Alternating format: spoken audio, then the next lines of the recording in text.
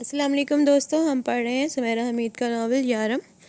آج اس کی episode number ہے 7۔ سٹارٹ کرنے سے پہلے آپ سے ایک ہی بات کہوں گی، میری آڈیو کو لائک کریں، شیئر کریں، چینل کو سبسکرائب کریں اور بیل آئیکن کو پریس کرنا ہرگز نہ بھولیں۔ تو چلیے سٹارٹ کرتے ہیں۔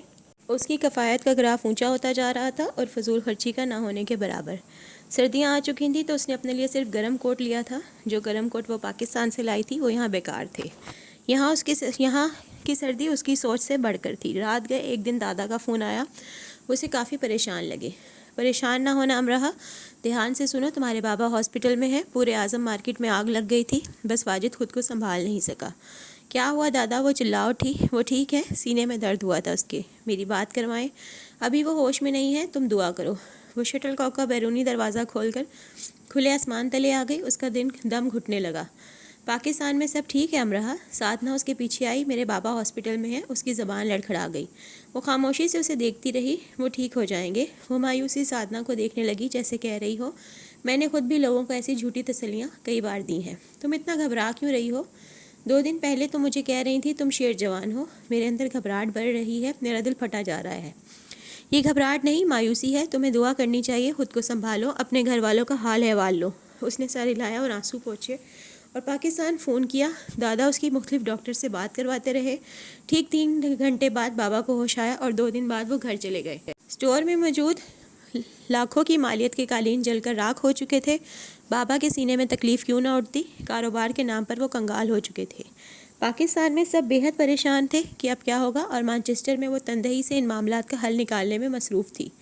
واجد سود پر قرض لے رہا ہے، دادا نے فون پر بتایا۔ سود پر؟ اسے دھچکا لگا۔ ہاں، میری کوئی بات نہیں سن رہا؟ بنا سود کے قرض کہیں سے نہیں مل رہا۔ سود حرام ہے دادا۔ اسے دکھ ہوا جان کر۔ یاد ہے مجھے، اور واجد کو بھی یاد دلایا ہے۔ کہتا ہے سود نہیں ہے، بس وہ قرض پر منافع لیں گے۔ دادا اب دیدہ ہو گئے۔ بابا یا تو وہ گھر بیچے گا یا قرض لے گا، ورنہ کاروبار کیسے چلائے گا؟ بابا سے کہیے قرض نہ لے، میں کچھ کرتی ہوں۔ تم کیا کرو گی؟ کیوں، بہت کچھ کر سکتی ہوں میں۔ اگر ایک مشکل آتی ہے تو 100 حل بھی ساتھ لاتی ہے دادا۔ اس نے اب تک اپنی جمع کی گئی تنخواہ اور ڈاکومنٹریز سے ملنے والے پیسے بابا کے اکاؤنٹ میں ٹرانسفر کروا دیے۔ پھر کافی سوچ بچار کے بعد اس نے لیڈی مہر کے سامنے اپنا مسئلہ رکھا۔ انہوں نے خاموشی سے ایک چیک کاٹ دیا۔ وہ حیران سی چیک دیکھتی رہی۔ اس کا خیال تھا لیڈی مہر اسے مشورہ دیں گی کہ ایسے کر لو ویسے کر لو، لیکن انہوں نے مناسب رقم کا چیک اسے لکھ دیا۔ یہ قرض ہے، انہوں نے اسے یاد دلایا۔ جی بالکل، اس نے سر ہلایا۔ تمہیں معلوم ہے امرہا، میں تمہیں اور تم جیسی کئی لڑکیوں کو یہاں مفت بھی رکھ سکتی ہوں، لیکن میں ایسا نہیں کرتی۔ اگر ایسا کیا تو میں تمہیں بیکار اور ناکارہ بنا دوں گی۔ میرا ایک بیٹا اسی شہر میں رہتا ہے اور وہ میرے ساتھ نہیں رہتا۔ میں نے اسے کوشش اور مسلسل کوشش کرتے رہنا سکھایا ہے۔ میں اپنے بچوں کو اس دنیا کے کامیاب ترین انسان بنے دیکھنا چاہتی ہوں، اور ایسا انسان بننے کے لیے انہیں ایک شاہانہ نہیں، محنت سے بھرپور زندگی گزارنی پڑے گی۔ انہیں صفر ہونا پڑے گا تاکہ وہ صفر کے آگے اعداد لکھ کر اپنے نمبر بڑھا سکیں۔ میرے بابا ایک کسان تھے۔ اسکاٹ لینڈ میں ان کا اپنا فارم ہاؤس تھا۔ وہ کہا کرتے تھے محلوں میں زندگی گزارنے والے بدقسمت ترین لوگ ہیں، کیونکہ وہ ناکارہ ہوتے ہیں۔ وہ اپنی مٹی سے اٹے ہاتھ اٹھا کر اعلان کرتے ہیں خوش قسمت تو ہم ہیں، کیونکہ ہم کارآمد ہیں، زندگی ہم میں سانس لیتی ہے، زندگی ہم میں دھڑکتی ہے۔ میں یہ رقم تمہیں ویسے بھی دے سکتی ہوں، اللہ نے مجھے بہت دیا ہے، لیکن یہ قرض اس لیے ہے تاکہ تم اسے واپس کرنے کے لیے خود کو کارآمد بناؤ۔ ٹھیک ہے؟ جی ٹھیک ہے۔ اس نے چیک بھی بابا کے اکاؤنٹ میں ٹرانسفر کروا دیا۔ بابا کا فوراً فون آیا۔ امرہا، اتنے پیسے کہاں سے آئے؟ میں نے اپنی لینڈ لیڈی سے لیے ہیں اور کچھ میرے اپنے جمع کیے گئے ہیں۔ تم نے جمع کیسے کیے؟ دادا کے سوا کسی کو نہیں معلوم تھا وہ وہاں جاب کرتی ہے، اور یہ بھی کسی نے معلوم نہیں کرنا چاہا تھا کہ وہ اپنے اخراجات کیسے پورے کرتی ہے۔ میں جاب کرتی ہوں بابا۔ جاب تم کام کرتی ہو؟ وہاں تم نے کبھی پاکستان میں چھوٹی سی بھی جاب نہیں کی، غلطی کی، اب کر رہی ہوں اور بہت خوش ہوں۔ بابا اب دیدہ ہو گئے، زندگی میں پہلی بار اس کے لیے۔ امرہا، تم کب اتنی سمجھدار ہو گئی؟ علی اور حماد کو تو کھیلنے سے فرصت نہیں ہے، اور تم نے مجھے وہاں سے لاکھوں بھیج دیے۔ میں نے تو تمہیں وہاں جانے کے لیے 1 روپیہ بھی نہیں دیا تھا۔ علی اور حماد کھیلنے کودنے سے اس لیے فرصت نہیں ہے بابا کیونکہ آپ نے انہیں کھیل کود میں مصروف کر رکھا ہے۔ ان پر سختی کریں۔ تمہارے دادا نے کہا تم وہاں بڑی کلاس میں پڑھ رہی ہو۔ مجھے یقین آ رہا ہے کہ واقعی تم بڑی کلاس میں پڑھ رہی ہو۔ مجھے بتاؤ میں کیا کروں؟ بابا کی یہ بات مجھے بتاؤ میں اور کیا کروں؟ نے اس کے دل کی دھڑکن تیز کر دی اور وہ آبدیدہ سی ہو گئی۔ وہ بابا سے کہہ نہ سکی کہ یہ والدین ہی ہوتے ہیں جو اپنی اولاد کو وہ کل پرزہ بناتے ہیں جو زندگی کی گاڑی میں شان سے فٹ ہو جائے اور گاڑی چکا چک دوڑتی چلی جاتی ہے۔ اگر والدین انہی پرزوں کو کند کر دیں تو زندگی کی گاڑی جام ہو کر بند ہو جاتی ہے، اور بہرحال اس کا ذمہ پہلے سربراہ پر آتا ہے، کیونکہ نومولود اپنے لیے کچھ نہیں کر سکتا۔ بس بابا اپنا خیال رکھیں، میرے لیے بس یہی کر دیں۔ موسم اس کی سوچ سے زیادہ ٹھنڈا ہو چکا تھا۔ یونیورسٹی میں وہ ہر وقت مونگ پھلی کھاتی ہوئی پائی جاتی، اور جس تعداد میں اس کی ہائی ہیلو بڑھ چکی تھی، یونیورسٹی میں اسی حساب سے جتنی مونگ پھلی منہ میں جاتی اس سے کہیں زیادہ دوسروں کے ہاتھوں میں جاتی۔ اب روز کی 1-2 کلو مونگ پھلی تو وہ نہیں لے سکتی تھی، اس لیے جہاں ذرا سا سناٹا سا دیکھتی منہ میں ڈال لیتی۔ ایک دن ایسا کرتے اسے اپنے پیچھے آلیان کا کہکا سنائی دیا، کتنی چلاک ہو تم، کیسے چھپ چھپ کر کھا رہی ہو؟ نہیں تو وہ صاف مکر گئی۔ امرہا انگلش لٹریچر کی اسٹوڈنٹ تھی اور آلیان بزنس کا، اور امرہا تو پھر اپنی عادت کے مطابق یونیورسٹی کا ہفتے میں ایک چکر ضرور لگا لیتی، ورنہ حصوں میں تو ضرور ہی چکر کو مکمل کرتی۔ لیکن آلیان کم ہی کہیں چلتا پھرتا کھڑا ٹہلتا نظر آتا۔ ہاں کبھی کبھی وہ ایسے ہو جاتا کہ ہر وقت ہر ایک کو نظر آتا، اور کبھی ایسے کہ ہر کوئی اس کا پوچھ رہا ہوتا کہ وہ کہاں ہے۔ اب وہ ایسے اچانک سے نمودار ہوا تو امرہا کو اچھا لگا۔ اس نے جیب سے مونگ پھلی نکال کر اسے دی، اور ساتھ ساتھ وہ اسے بتاتی رہی کہ لاہور میں مونگ پھلی کیسے بکتی ہے، کیسے اسے گرم کیا جاتا ہے، کیسے ہیٹر کے پاس بیٹھ کر اسے اڑایا جاتا ہے۔ پھر اس نے اسے بتایا کہ بچپن میں وہ مونگ پھلی کے چھلکوں کے ڈھیر کو چپکے چپکے کھنگالا کرتی تھی کہ اس میں سے اسے کوئی مونگ پھلی شاید مل جائے۔ آلیان دیر تک ہنستا رہا۔ میں یقین رکھتا ہوں تم نے یہی کیا ہوگا۔ وہ ہنستا رہا، پھر انگلی کی پور سے اپنی آنکھ کی نمی صاف کی اور اپنے کراس بیگ میں سے اس مونگ پھلی بھروا کر گلاس لینے چلا گیا۔ پھر وہ اسے ایسے وقت نظر آیا کہ اس نے حیرت سے کتاب بند کر دی۔ رات 12 بجے سے کچھ پہلے کا وقت تھا۔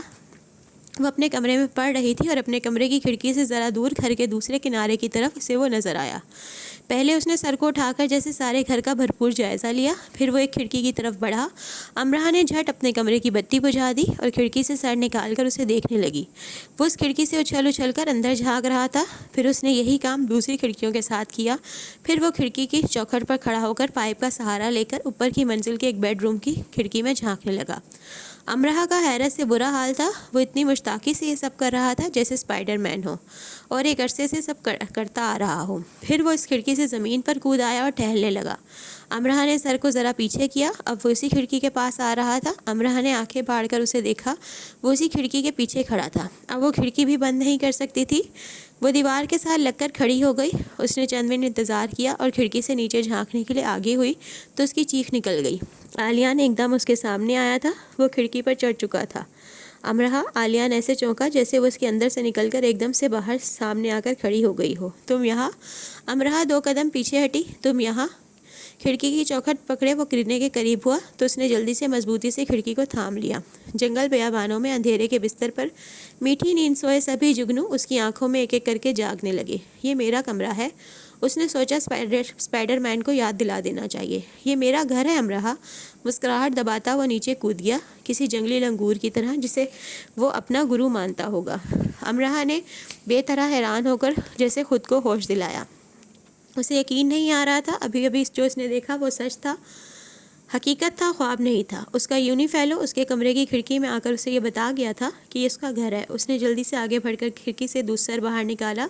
وہ ذرا دور دوسری کھڑکی کی طرف لپک رہا تھا اور بار بار گھڑی دیکھ رہا تھا۔ آخر وہ کر کیا رہا تھا؟ ایسے آدھی رات کے وقت اس کی رہائش گاہ کے گرد پاگلوں کی طرح پھاند رہا تھا۔ امرہا نے سر کو ذرا آگے کر کے کہا، تم کیا کر رہے ہو؟ جاؤ یہاں سے۔ اس کی آواز پر وہ رک کر اسے دیکھنے لگا جیسے پریوں کی دیس کی کہانی سنتے بچے سر اٹھا کر آسمان کی طرف دیکھتے ہیں کہ کیا کوئی پری ان کے سروں کے اوپر اڑتی جادو کی جھڑی گھما رہی ہے۔ اگر نہیں تو کیوں نہیں، اگر ہاں تو وہ نظر کیوں نہیں آتی؟ اچھالو، وہ نظر آ گئی۔ وہ وہاں کھڑکی سے سر نکالے دیکھ رہی تھی اور وہ یوں نیچے کھڑا اسے دیکھ رہا تھا۔ وہ اس کھڑکی سے سر نکالے اس پر خفا ہو رہی تھی۔ پاگل ہو کیا؟ پاگل ہوں میں۔ ملین پاؤنڈز ادا سے ابرو کو اچکا کر مسکراہٹ دبا کر اس نے سر ہلایا۔ اچھا تو یہ تمہارا گھر ہے؟ اپنی داست میں وہ اسے چڑھا رہی تھی۔ وہ پھر سیدھے راستے سے اندر آ کر دکھاؤ اور کچھ۔ آلیان نے سینے پر ہاتھ باندھ لیے اور اس کے اگلے حکم کا انتظار کرنے لگا۔ کیا ڈرامہ ہے یہ؟ امرہ پوری قوت سے چلائی۔ اس نے جھرجھری لے کر ڈرنے کی اداکاری کی اور کان میں انگلی گھمانے لگا، پھر سر کو جھکا کر کان کو صاف کرنے کا عمل کیا۔ امرہ کو کافی برا لگا۔ اس نے اپنی اسٹڈی ٹیبل پر رکھا ایک عدد موٹا میگزین اٹھایا اور اسے دے مارنے کے لیے ہاتھ بلند کیا۔ آلیان کو برا لگا۔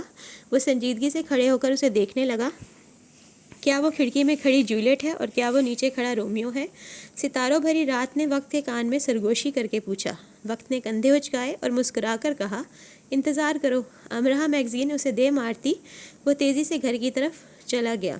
اس نے تقریباً خود کو آدھا کھڑکی سے باہر نکال کر اسے ڈھونڈنا چاہا، لیکن وہ اسے نظر نہیں آیا۔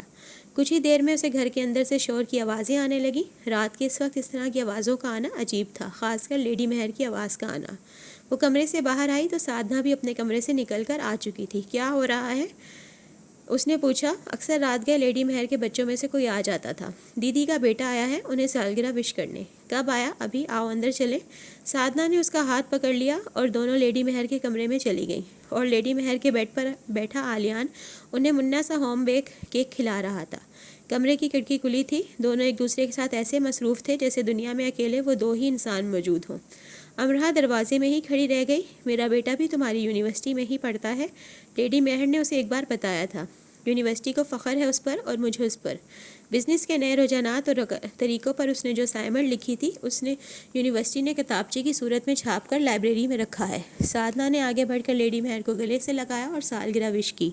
امرہ بھی آگے بڑھی۔ آلیان نے جلدی سے کیک چھپا لیا۔ گندا بچہ، وہ یہ بچا ہوا کیک بھی ساتھ لے جاؤں؟ اتنے سے کیک سے میں بھی تمہاری جان ہے؟ لیڈی مہر نے کہکا لگایا۔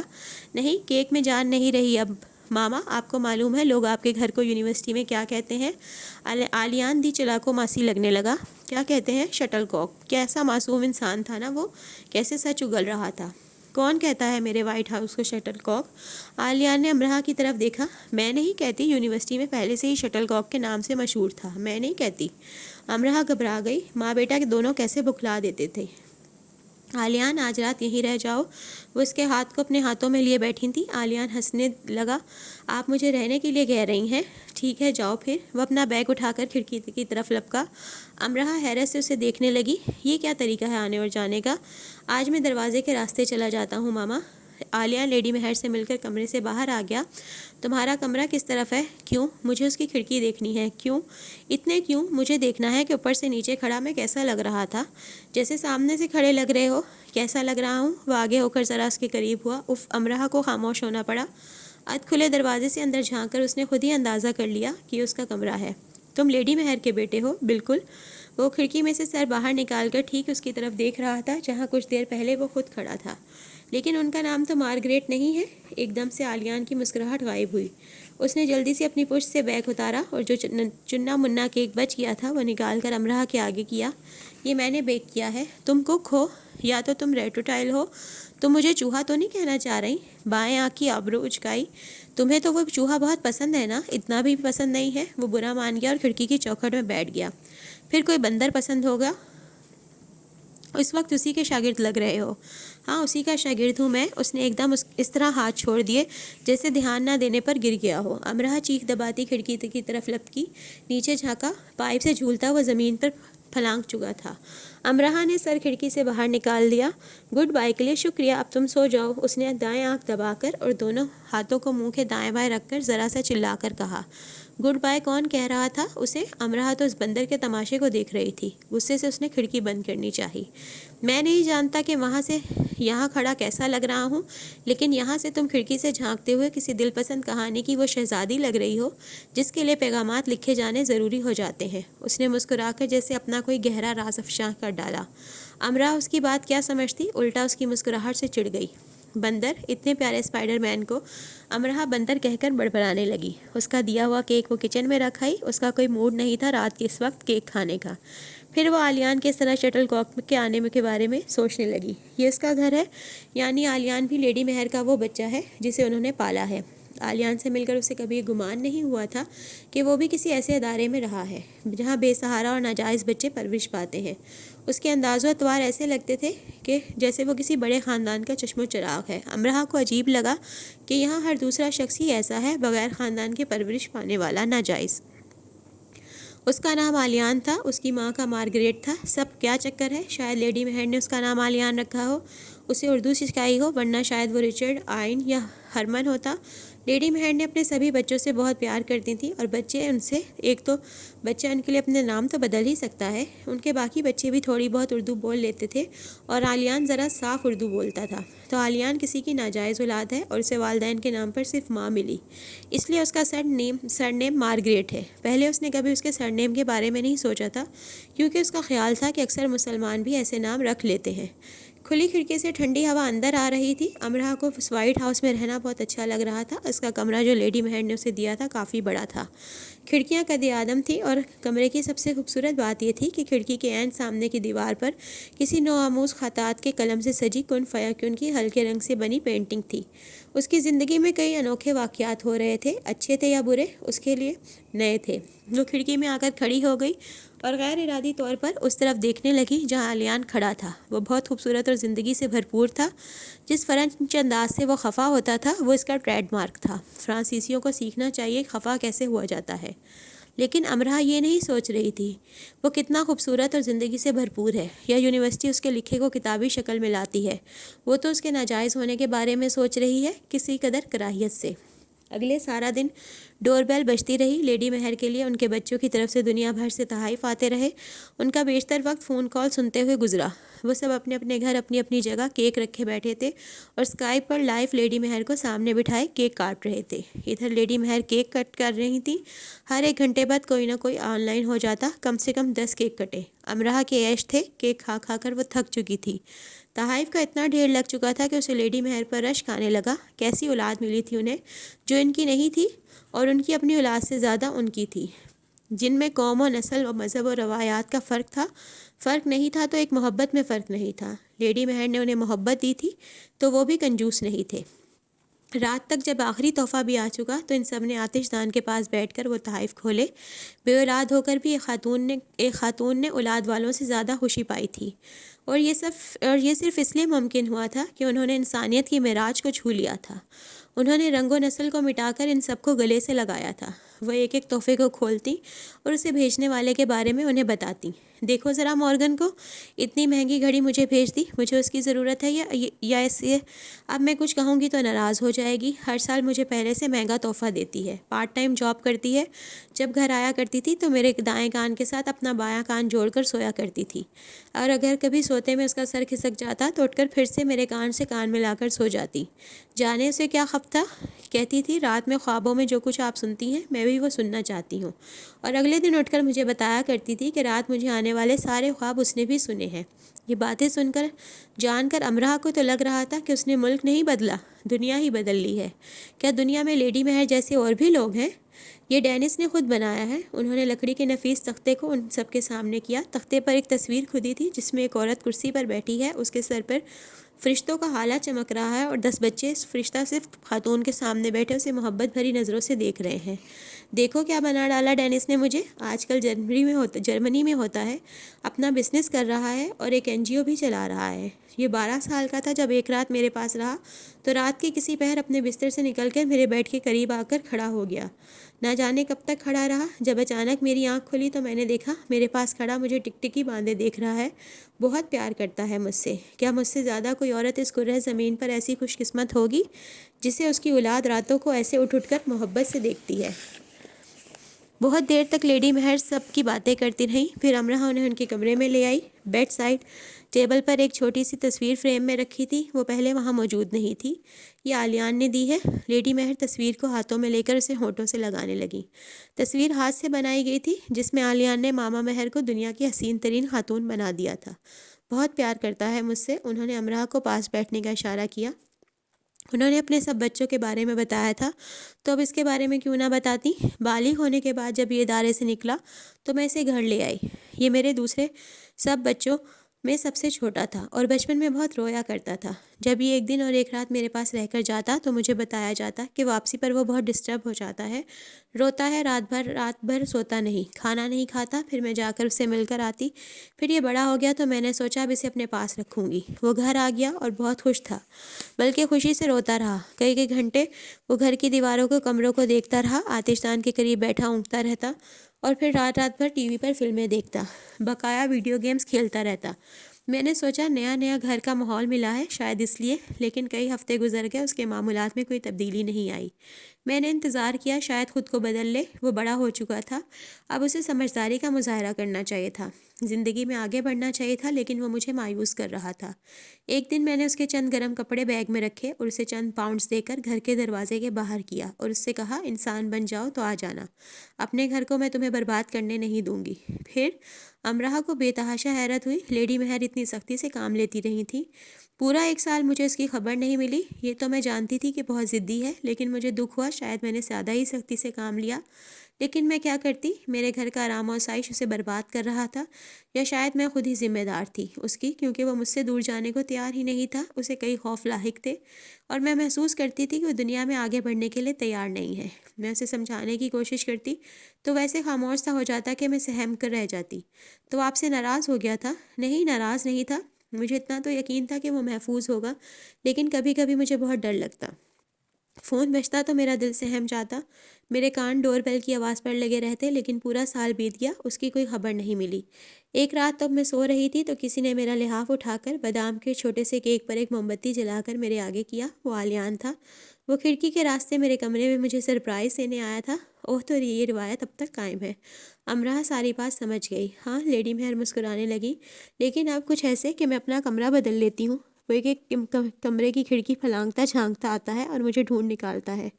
تو وہ کہاں چلا گیا تھا؟ وہ مانچسٹر میں ہی تھا اور چپکے چپکے مجھے آ کر دیکھتا رہتا تھا۔ اس رات اس نے مانچسٹر یونیورسٹی کا اسٹوڈنٹ کارڈ میرے آگے کیا۔ میں انسان بن چکا ہوں، اس نے فخر سے مجھے بتایا۔ یونیورسٹی نے اسے اسکالرشپ دیا تھا۔ لیڈی مہر نے اپنی آنکھوں کی نمی صاف کی۔ اس نے مجھے مایوس نہیں کیا تھا جب میں نے ان سب بچوں کو گود لیا تھا۔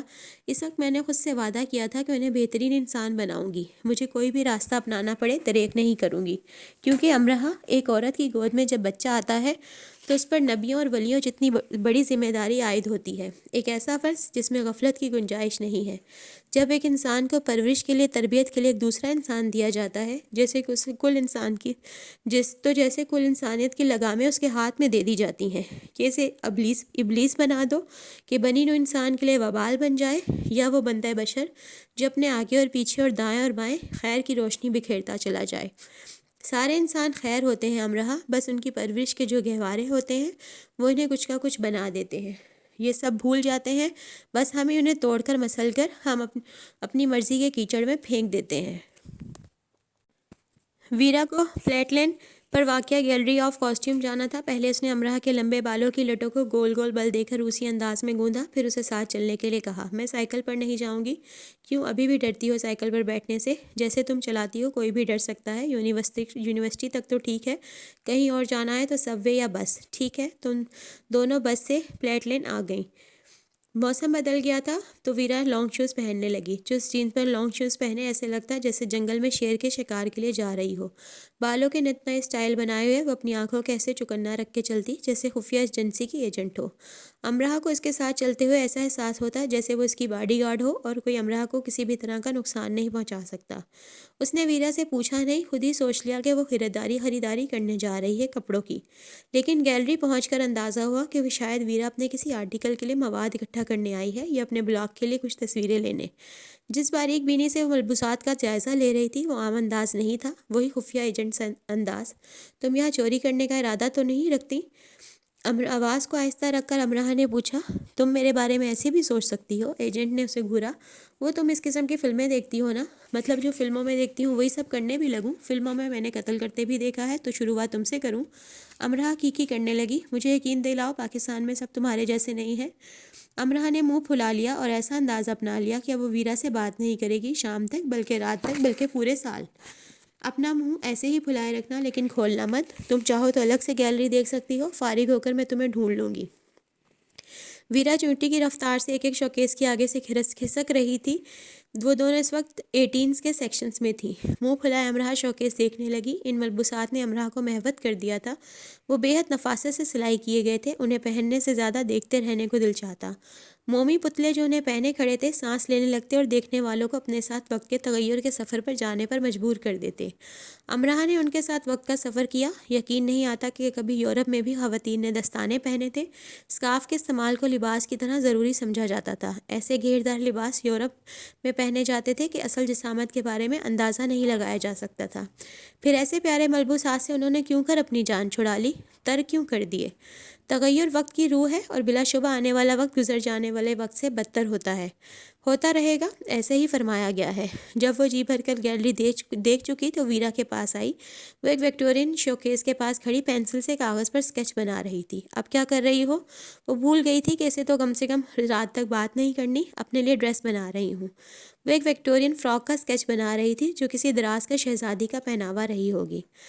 امراہ نے ویرا کی پسند کی داد دی، جس کی خاص بات یہ تھی کہ اسے دیکھنے سے ہی ایک شان کا احساس ہوتا تھا، معتبری اور اعلیٰ ذوقی کا۔ وہ اپنا کام مکمل کر چکی تو دونوں باہر آ گئیں۔ امراہ کے پاس مزید 2 گھنٹے تھے، پھر اسے اپنی جاب پر جانا تھا۔ کیسا ہے؟ ویرا نے اسکیچ اس کے آگے کیا۔ زبردست، پر اس کا کرو گی کیا؟ پہنوں گی اپنی شادی پر؟ نہیں۔ وہ دلربائی کے انداز سے مسکرانے لگی اور ایسے مسکراتے وہ بہت پیاری لگی۔ کانوکیشن پر؟ ارے نہیں، یہ تو دراصل میں نے صوفی کے لیے بنایا ہے۔ اس کی کوئی اسائنمنٹ ہے اور اسے یہ چاہیے تھا۔ ویسے وہ مجھے یہ ڈیزائن کر کے بھیجے گی اور میں اسے پہنوں گی بھی، لیکن ہاں، اگر مجھے کسی خاص دن پہننا ہی ہوا تو میں اسے اس دن پہننا چاہوں گی جس دن ایک لڑکی یہ فیصلہ کرتی ہے کہ اسے اپنی زندگی میں کسی اور ایک اپنے ہی جیسے بے حد اہم اور اکلوتے انسان کو شامل کرنا ہے۔ یعنی وہ وقت جب 2 لوگ آخر یہ طے کر لیتے ہیں کہ ان میں بادشاہ کون ہے اور ملکہ کون۔ آخری فقرہ، ویرا نے نچلے لب کا کونا دانتوں میں دبا کر شرارت سے چھوڑتے ہوئے کہا۔ یعنی جب کوئی تمہیں پرپوز کرے گا اس دن۔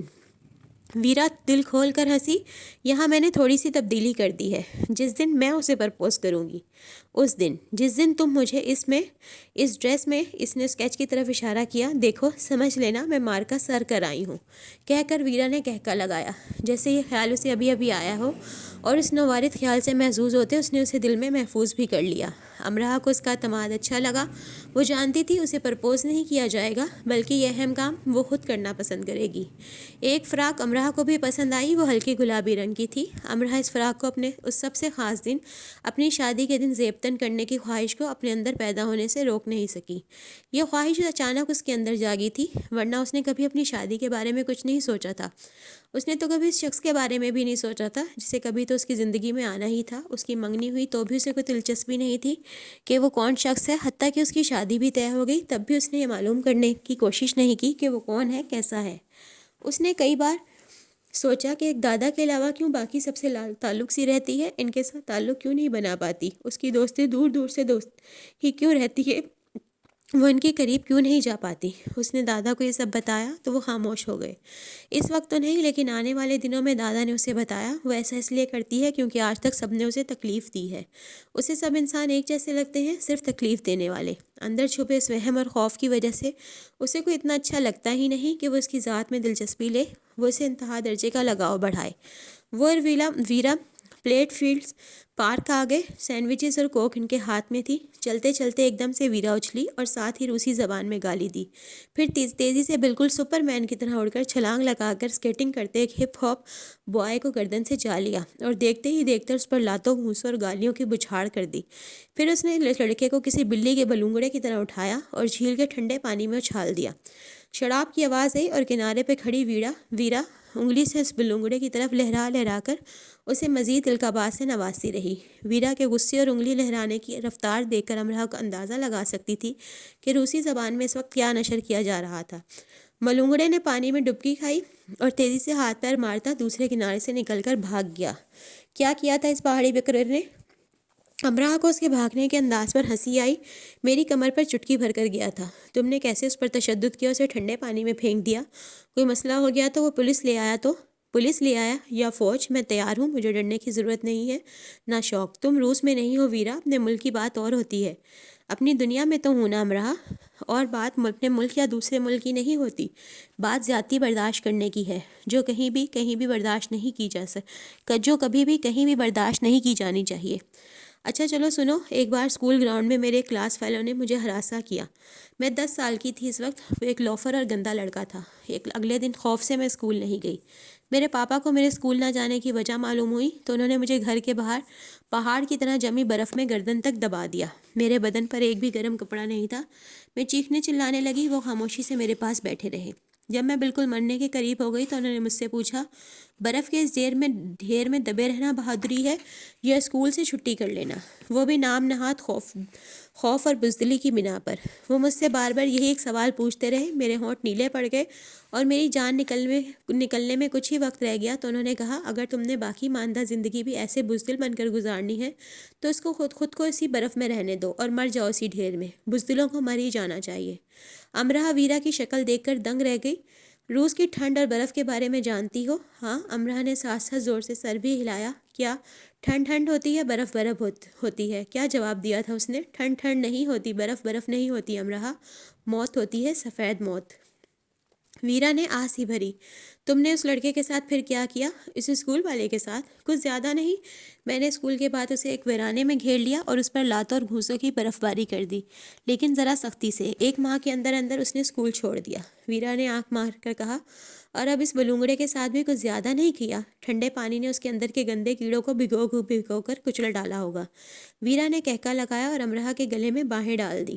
تم بہت بہادر ہو ویرا، امرہ نے اس کے گال کی چٹکی بھر کر کہا۔ اگر مجھے ایسے برف میں دبایا نہ جاتا تو میں کبھی ایسی بہادر نہ ہوتی۔ امرہ پر سوچ کی پرتیں کھلیں اور اس پر واضح ہوا کہ ایک ویرا تھی جسے بہادر بنایا گیا تھا، ایک امرہ تھی جسے مسل کر رلایا گیا تھا۔ وہ دونوں انسان تھیں، لڑکیاں، لیکن ان میں سے ایک کئی گنا مضبوط اور کئی قدم آگے تھی اور دوسری کئی گنا کمزور اور بہت پیچھے تھی۔ دونوں انسان ہی تھی، پھر بھی برابر نہیں تھی۔ تو تمہارے فادر تمہاری طاقت ہے؟ امرہ کو اس پر رشک آ رہا تھا۔ وہ میرے استاد ہیں، انہوں نے اپنی طاقت مجھے نہیں دی بلکہ میرے اندر کی طاقت کو میرے اندر بیدار کیا ہے۔ جب ایک باپ اپنی بیٹی کے اندر اس طاقت کو بیدار کرتا ہے تو وہ زندگی کے ہر بڑے میدان میں فاتح بننے کے لیے اپنی بیٹی کو تیار کر لیتا ہے، اور یہ پاور صرف ایک باپ اپنی بیٹی کو دے سکتا ہے۔ انہوں نے مجھے سکھایا کہ بزدلی اور بہادری دونوں کا تعلق دماغ سے ہے، جسم سے نہیں۔ اگر دماغ کو نڈر بنا لیا جائے تو جسم ہرگز ڈرپوک نہیں بنتا۔ وہ کہتے ہیں نا کہ کوئی آپ کو انگلی لہرا کر دھمکائے، آپ اسے مکہ مار کر خاموش کروا دیں۔ تمہیں مخالف کا رد عمل نقصان بھی پہنچا سکتا ہے۔ ہاں، ایسا ہو سکتا ہے۔ تو کیا نقصان کے خوف سے میں بزدل بنی رہوں، خاموش رہوں؟ ایسا میں نہیں کر سکتی۔ ویسے تمہیں تمہارے پاپا نے کیا سکھایا ہے امرہ؟ ایک گہرا سایہ امرہ کے چہرے پر سے ہو کر گزرا۔ بابا رات گئے گھر آتے تھے، انہیں دنیا میں ایک ہی چیز کی فکر رہتی تھی، اپنے قالین سٹور، وہاں رکھے چھوٹے بڑے ہر قالین کی، بیگمات کے گھر ڈیلیوری کی، حتیٰ کہ شاپ پر فیوز ہو جانے والے انرجی سیور تک کی بھی، لیکن اس کی قطن نہیں۔ میں 12 سال کی تھی اور بری طرح سے رو رہی تھی۔ میرے دادا مجھے ایک بہت بڑے پارک میں لے گئے، وہ سال کی گرم ترین دنوں میں سے ایک دن تھا۔ کیا تم گرم ترین دنوں کا مطلب جانتی ہو؟ امرہ نے رک کر ویرا سے پوچھا۔ ہاں، اتنا گرم کہ انسان کی موت واقع ہو سکتی ہے۔ ویرا سب جانتی تھی۔ ہاں، یہ وہی دن تھے۔ پارک میں لے جا کر دادا نے مجھے وہ مردہ پرندے دکھائے جو گرمی سے مر چکے تھے۔ وہ مجھے ایک درخت کے نیچے لے کر بیٹھ گئے اور انہوں نے مجھے پرندوں کو دیکھتے رہنے کے لیے کہا، اور میرے دیکھتے ہی دیکھتے ایک چڑیا گرمی کی تاب نہ لا کر مر گئی۔ میرے دادا مجھے اس کے قریب لے گئے اور مجھ سے پوچھا، امرہ، مرنے سے پہلے کیا تم نے اس چڑیا کو روتے، آہو بکا، شکوے شکایتیں کرتے دیکھا؟ گرمی نے اسے اتنی تکلیف دی، کیا اس کی میٹھی چو چو بہتی آواز میں بدلی؟ بلکہ یہ بیچاری تو خاموش ہو گئی۔ پھر تو یہ معصوم سی چڑیا انسانوں سے بڑھ کر ہو گئی۔ دادا نے چند چھوٹے کنکر اٹھا کر پرندوں کو مارے، وہ خاموشی سے پھر سے اڑ گئے۔ انہوں نے اپنی جگہ بدل لی، لیکن واویلا نہیں کیا، نہ روئے نہ چلائے۔ پھر انہوں نے مجھے بتایا کہ کائنات کی ادنا مخلوق، حشرات، پرندے اور دوسرے جانور کبھی انسان کی طرح آہو بکا نہیں کرتے، انسان کی طرح روتے چلاتے نہیں، واویلا نہیں مچاتے، لیکن کائنات کی ارفع و اعلیٰ مخلوق انسان یہ کام بہت شوق سے کرتا ہے، ایسے گلا پھاڑتا ہے، سینہ کو بھی کرتا ہے جیسے کائنات کے رب نے ظلم کے دکھوں کے سبھی پہاڑ اس پر توڑ ڈالے ہیں۔ ایک اکیلا وہی تکلیف اٹھا رہا ہے، وہ یہ نہیں دیکھتا کہ یہ دکھ، یہ تکلیف اسے کتنا فائدہ دے رہی ہیں، اس کی استاد بنی اسے کیا کچھ سکھا رہی ہیں، بس وہ روئے چلا جاتا ہے۔ تو تمہارے دادا کے پاس ساری مشرقی حکمت ہے؟ نہیں، ان کے پاس بہت صبر اور تھوڑا بہت علم ہے۔ وہ ایک بہت اچھے استاد رہے ہیں اور ایک میں بری شاگرد۔ ہم اپنے استادوں کو وہاں ناکام کر دیتے ہیں جب ہم ان کی سنتے ہیں لیکن مانتے نہیں۔ ہر دن ہر رات وہ مجھے ایسی ہی باتیں سناتے، لیکن میں نے تو اپنے وجود کو جیسے پتھر کا بنا لیا تھا، قطرہ قطرہ سوجھ بوجھ کوئی بھی بوند اس پر اثر نہیں کر رہی تھی۔ اب تم سب کو دیکھتی ہوں تو خیال آتا ہے کہ اپنی زندگی کے ان اندھیروں میں گزارتی ہی رہی ہوں میں، ذرا سی ہمت کرتی تو ان اندھیروں سے نکل سکتی تھی۔ کیسے اندھیرے؟ تم سنو گی تو ہنسو گی۔ میں ہنسنا چاہتی ہوں، اس نے سنجیدگی سے کہا، لیکن بتاتے بتاتے میں رو پڑوں گی، اس نے بھی سنجیدگی سے ہی کہا۔ جھیل میں بطخیں ایسے سکون سے تیر رہی تھی جسے سکون سے انسان کا واسطہ کم ہی پڑتا ہے۔ تو دوستو یہ تھی آج کی ایپیسوڈ، امید کرتی ہوں آپ کو پسند آئی ہوگی۔ اگر آپ کو میری آڈیو اچھی لگی ہے تو میری آڈیو کو لائک کریں، شیئر کریں اور چینل کو سبسکرائب کریں۔ سبسکرائب ضرور کیا کریں، آپ کا ایک سبسکرائب کسی کی زندگی بدل سکتا ہے، تو کائنڈلی سبسکرائب کر کے جایا کریں۔ اللہ حافظ، کل پھر ملیں گے، دعا میں یاد رکھیے گا۔